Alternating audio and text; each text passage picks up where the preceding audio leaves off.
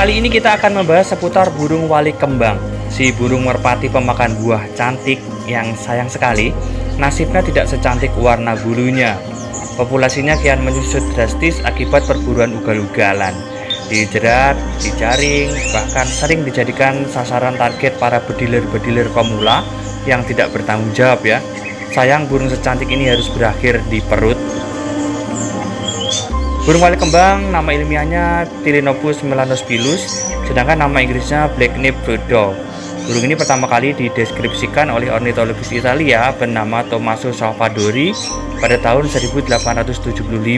Burung walik kembang berasal dari famili Columbidae dan genus Phalaenopus. Famili Columbidae ini adalah keluarga merpati-merpatian ya. Total memiliki 353 spesies yang terbagi dalam 51 genus. Salah satunya adalah genus Phalaenopus ini, di mana di dalamnya ada 57 spesies, satu diantaranya spesies Phalaenopus melanospilus atau walik kembang ini. Persebaran habitat si merpati hijau ini ada 5 subspesies yang tersebar luas di Indonesia.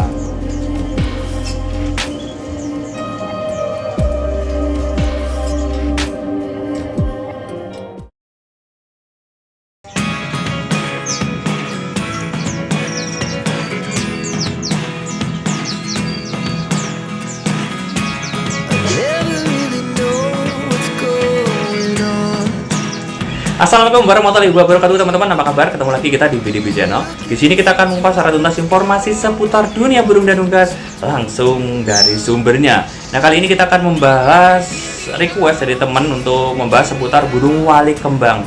Karena dia penasaran ya sama burung walik kembang ini. Si burung fruit dove alias burung merpati pemakan buah-buahan yang persebarannya cukup luas di Indonesia. Bahkan di Jawa juga banyak dulunya. Tapi ya jarang yang tahu keberadaannya, apalagi sekarang yang populasinya sudah jauh menyusut gitu ya. Burungnya ada di Jawa tapi orang Jawa sendiri jarang yang mengetahui keberadaannya, karena memang dia adanya di tempat-tempat tinggi ya, di pohon-pohon berbuah kecil-kecil itu makanannya. Ini burung ini memang populasi di alam liarnya kian menyusut karena memang sering dijadikan target buruan ya, jadi memang sering ditembak untuk dimakan.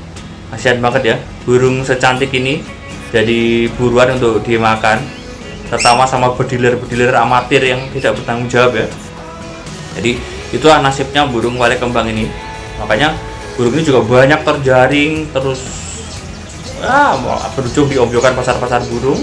Kondisinya berantakan karena memang dia tipikalnya gesit, dia liar. Makanya ya nabrak-nabrak di kandang ombyokan itu ya, akhirnya banyak yang cacat terus mati. Karena emang jarang lakunya juga kondisinya. Kalau burungnya mungkin warnanya bagus, bulunya utuh ya mungkin laku. Cuman karena memang ya babak belur ya, diombyokan, makanya nggak ada yang milih dan mati.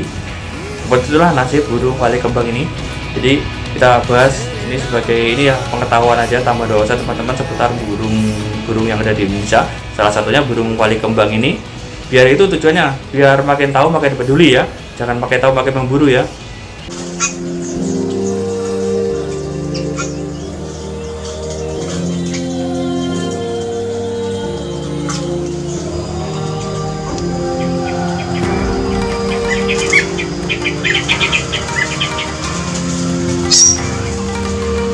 Burung walik kembang ini nama ilmiahnya Phalaenopus melanospilus, sedangkan nama Inggrisnya Black-Naped Fruit Dove.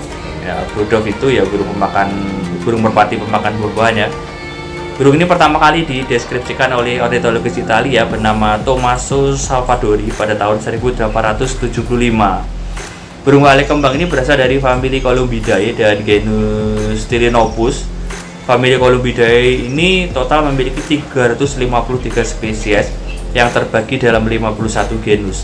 Salah satunya adalah genus Phalaenopus ini, di mana di dalamnya ada 57 spesies. Satu diantaranya spesies Phalaenopus melanospilus atau walik kembang ini. Nah, ini yang cukup sering nih terjadi. Burung ini sering dianggap burung punai ya. Jadi kalau kita naik ini burung apa, kasih gambar, orang-orang pasti jawabnya punai. Karena memang masih banyak yang awam ya dengan burung jenis dove, dan masih banyak juga yang belum bisa membedakannya karena warnanya sama-sama hijau, makanya dipanggil burung punai.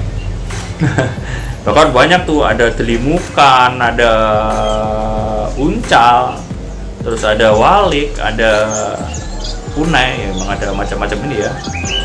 Yaitu teman-teman yang masih awal kadang-kadang menyebut semua itu dengan sebutan punai. Nah, burung rudolf atau merpati makan buah itu memang ada dua jenis ya. Ada spesies walik dan spesies punai. Kalau walik itu berasal dari genus Tilinopus, sedangkan spesies punai itu berasal dari genus Treron. Nah, ini sedikit kita bahas ya. Burung punai itu di Indonesia ada 13 spesies ya. Jadi warnanya sama-sama dominan hijau semua. Ada dua yang paling dikenal. Ada punai gading dan punai pengantin. Ini burung ini sekarang populasinya cukup melimpah ya untuk di Jakarta, di ibu kota yang sudah akan ditinggalkan. Jadi ini banyak banget bisa kita temuin di Monas, di Ragunan, di kebun binatang Ragunan. Itu banyak banget mereka menghiasi langit-langit Jakarta. Yang kedua ini ada spesies walik ya. Walik itu di Indonesia ada 18 spesies, semuanya penampakannya cantik dan mempesona. Jadi memang kalau burung punai itu dominan hijau, kalau burung walik ini semuanya cantik-cantik ya, perpaduan warnanya yang luar biasa indah. Dua yang tercantik yang paling saya suka itu adalah walik raja dan walik ratu.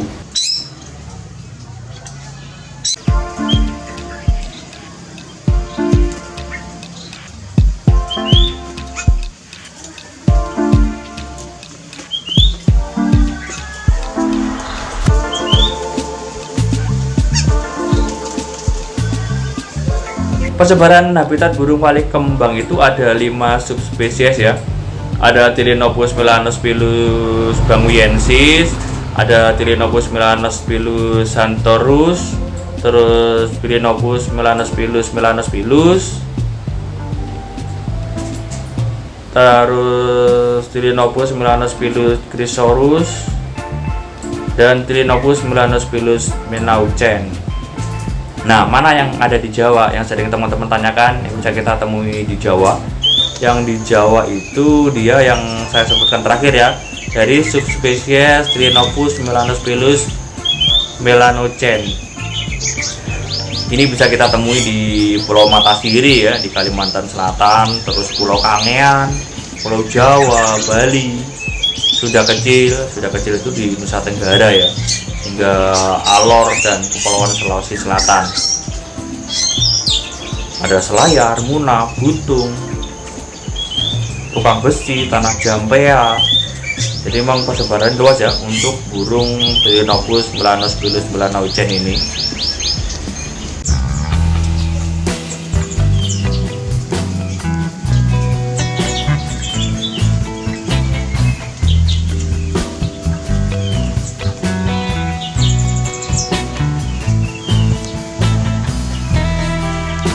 Jadi sayang banget kan ya kalau burung secantik ini harus berakhir mati sia-sia jadi makanan masuk ke perut. Sayang banget, jadi stop lah untuk perburuan, stop untuk menembakin burung ini untuk dijadikan makanan. Sementara di alam terus terkikis dan terdesak perburuan, di sisi lain belum ada yang tertarik untuk menangkarkan burung ini. Padahal burung ini salah satu primadona orang-orang luar sana ya, sangat tertarik dengan burung ini. Jadi kalau bisa ditangkarkan terus dijadikan ekspor gitu, wah cukup bagus ini prospeknya karena mahal harganya. Ya jujur aja sebenarnya apa sih yang nggak bisa dilakukan oleh penangkar-penangkar burung kita? Semua pasti bisa kalau memang ada nilai ekonomisnya. Jadi memang menangkarkan burung itu kan banyak, harus butuh modal yang besar juga, perputarannya memang harus cepat. Makanya kalau ada hasilnya dan bisa dijadikan nilai ekonomis ya pasti ada yang tertarik mencoba dan pasti akan banyak yang berhasil. Itu aja sih. Karena memang kita nggak tahu ya burung ini siapa yang bisa menggaransi eksistensi mereka di alam liarnya. Sementara perburuan liar juga cukup masif dan alih fungsi lahan juga membagi buta, terus tergerus ya. Siapa yang bisa menggaransi kalau tidak kita tangkarkan di penangkaran ya, X itu di luar habitatnya. Jadi ya sekarang kita ambil aja dengan ekonomi ya. Kalau memang ini burung ini memiliki nilai ekonomis atau ada value-nya yang bisa dicari ya, lebih baik kita tangkarkan dengan masif ya. nanti kita bisa ekspor ke luar negeri karena penggemarnya cukup banyak untuk burung bulldog itu. Orang-orang bule-bule itu mereka menggemari burung jenis-jenis dog ini, terutama bulldog ya, yang warnanya juga bikin ngiler sebenarnya.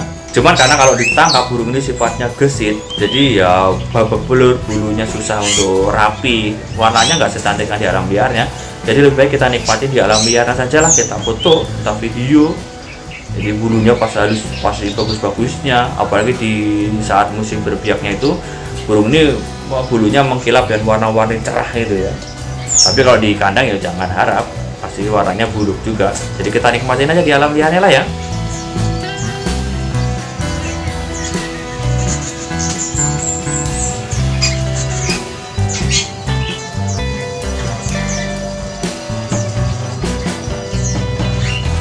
Habitat burung ini menghuni hutan yang cukup beragam ya. Bahkan sampai di tepian-tepian hutan itu di pohon-pohon tinggi ya, mereka akan mendatangi secara berkoloni biasanya mencari makan buah-buahan kecil itu. Ini burung ini juga bisa ditemukan juga di sepanjang pantai atau di pulau-pulau kecil di rentang ketinggian 800 sampai 1600 mdpl.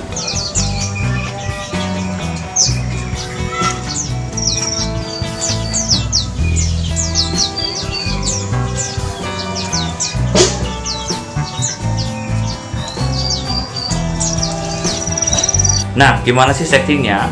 Untuk membedakan sexing burung ini ya cukup mudah ya, karena memang burung ini termasuk burung dimorfik, dimana penampakan jantan dan betinanya berbeda.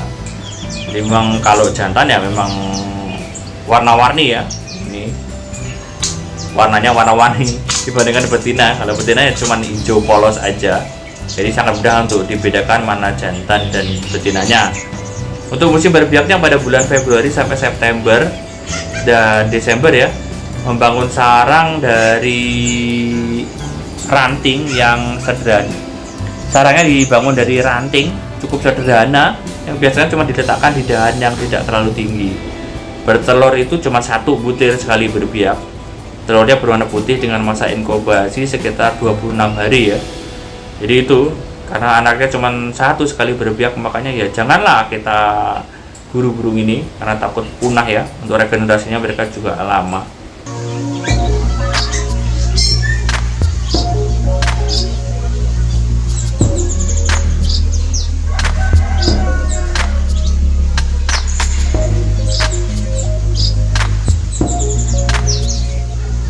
Jadi gitu ya teman-teman ya, semoga informasinya bisa bermanfaat. Mari kita jaga burung ini di habitatnya, jangan dilakukan penangkapan di area yang membabi buta. Kita jaga hutan rumah mereka biar mereka tetap bisa berkembang biak, mereka tetap eksis dan lestari meneruskan generasinya untuk anak cucu kita kelak nantinya.